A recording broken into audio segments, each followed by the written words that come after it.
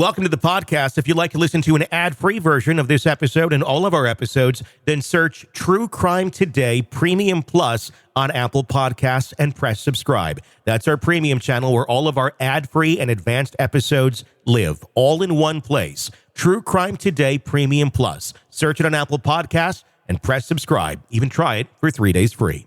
Sometimes the safest place is the most dangerous. You're tuned in to Hidden Killers with Tony Bruschi, featuring psychotherapist and author Siobhan Scott. The Suitcase murder trial. Sarah Boone is the one that's accused of being that murderer. In fact, well, it's not really a question. She knows he was in the suitcase, and she was there. The question more so is accountability. Was this a premeditated murder? Is this something she thought about for a long time? I'm going to go kill him tonight under the guise of playing hide and seek, or is this really someone who has the mentality of basically an 11-year-old, played hide and seek in a suitcase, did what an 11-year-old would probably do if they were drinking heavily, and went and took a nap, and then realized, oh, God. Joining me to discuss, Siobhan Scott, psychotherapist and author. She's been on the stand now, which has been somewhat interesting. I've watched bits and pieces of it, and we've seen a lot of what we've been hashing out here for the past many a months, exactly as it has been. She put him in a suitcase, got the video talking to him and taunting him, fell asleep.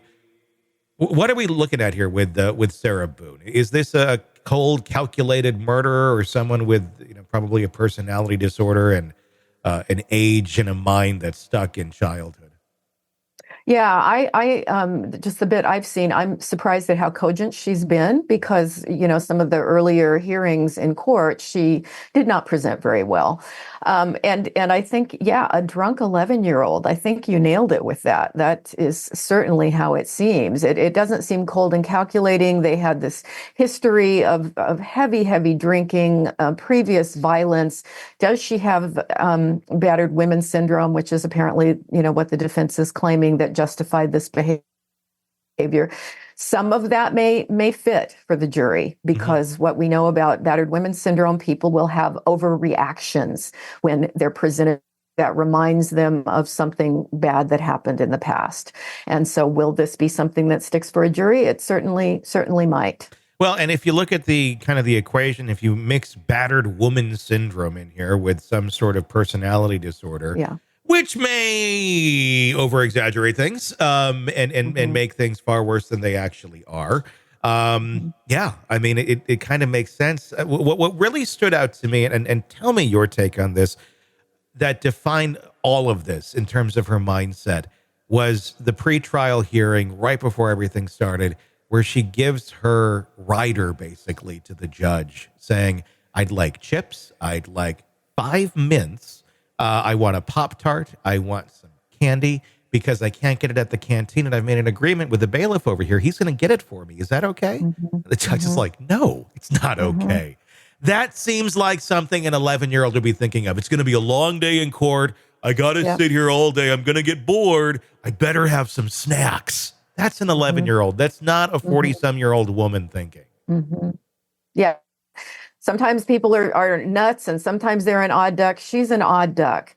And so many of her difficulties working with previous attorneys. This is what, she's went through 8, I think. Yeah.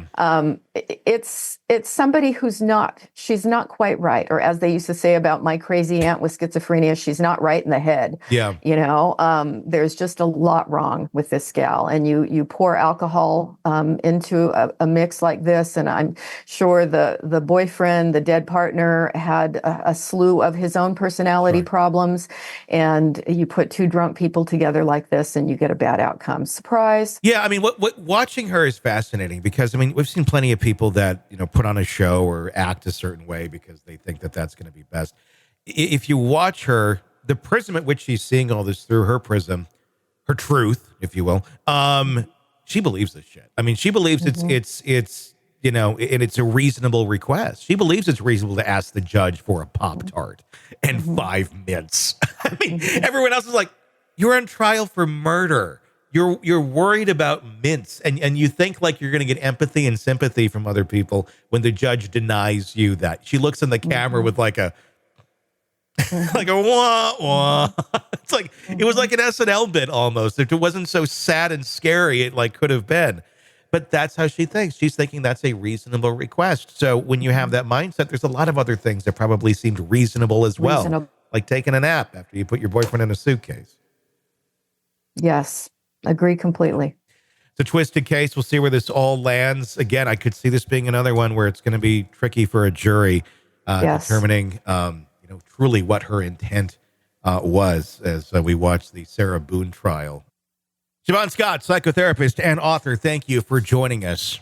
And here we are with this case, a trial that feels equal parts tragic and absurd, leaving us wondering, is this the story of a cold-blooded killer or a deeply troubled person with a childlike mind who made a catastrophic choice under the influence?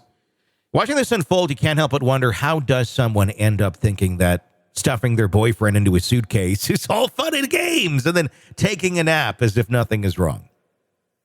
It's a level of dysfunction that feels surreal, almost comedic, until you remember that someone died. But here's the real issue. Is this a case of premeditated murder, or are we looking at a cocktail of psychological disorders, alcoholism, and emotional chaos spiraling out of control? Sarah Boone's behavior, the bizarre court request, her cavalier attitude, and her inability to grasp the seriousness of the situation paints a portrait of someone operating with a disturbingly stunted emotional capacity. You almost expect her next motion to the court to be for chocolate milk in a blanket.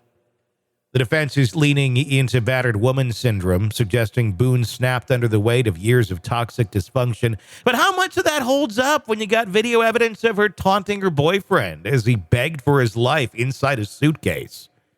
Was this an act of deliberate cruelty, or did she genuinely not understand the consequences of her actions?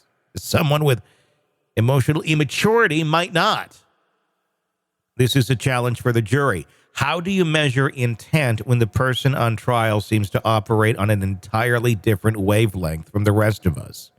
It's easy to look at her and dismiss her behavior as ridiculous or absurd, but that absurdity raises a serious question.